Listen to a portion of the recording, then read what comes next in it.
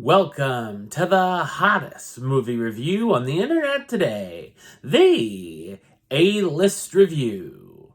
I'm your host, the Game Changer, Wes Troop, and it's time to go back to the theater. And it's one of A24's latest films, as you see the shirt. And this one may be the most polarizing film for the A24 fan base.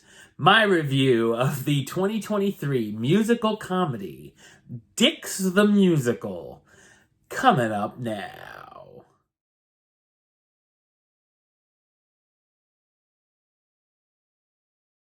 Craig and Trevor are two dicks that know it that become business adversaries.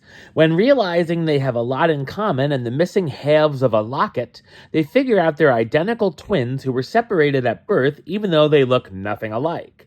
The two decide they're going to try to get their divorced parents back together, a la The Parent Trap, so they all can be one big family. So what did I think of Dix the Musical?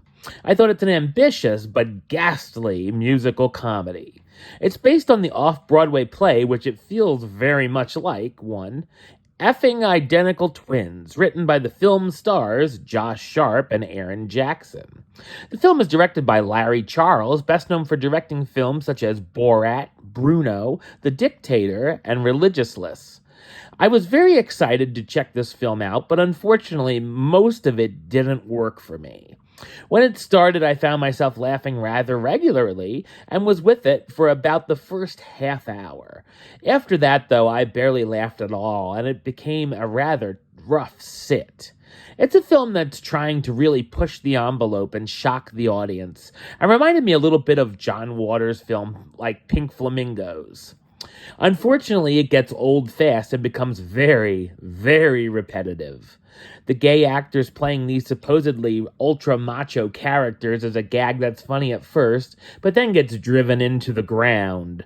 Some of the musical numbers worked and were amusing, while others didn't, but none of the songs really stood out or are exactly memorable. The film is very self-aware and thankfully never takes itself seriously, which I commend. It also breaks the fourth wall on a few occasions, too. While you can't deny it for being creative, I can't exactly say it's always in a good way. It's also wildly raunchy and makes Avenue Q look like you're watching The Muppet Show. There's so many crazy things going on here, some I've never seen before, and others I don't think I'll ever or want to see again. If you've seen the trailer, you'll know about these oddball characters, and I'll say I loved the Sewer Boys, and they were the highlight of the film for me. There are portions that many viewers could find offensive, and not just Karens who want to complain. While the film is only 86 minutes, it runs out of steam quickly, and felt about 3 times the length to me.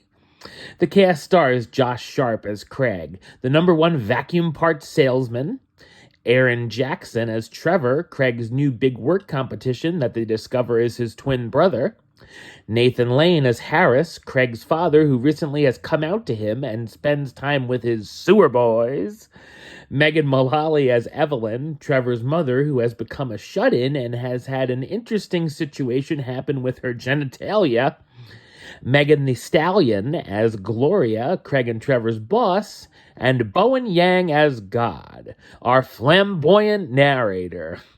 Dix the Musical certainly swings for the fences and takes big risks, but it didn't quite work for me and mostly felt like a chore to sit through. Number-wise, I'm going to give it a 3 out of 10, which gives it the A-list rating of, very funny enough, I think it will be fine with this rating. Dix the Musical, I only got 2 words for ya. Suck it. All right, well, that's the show. I'll be back with another review very soon. But until then, don't forget to like, comment, and subscribe right here on YouTube. YouTube.com/Westside515. Like the show on Facebook, Facebook.com/WestTroopAlist. And of course, you can follow me on the X, Instagram, and Letterboxd at WesAlist. Until next time, Troop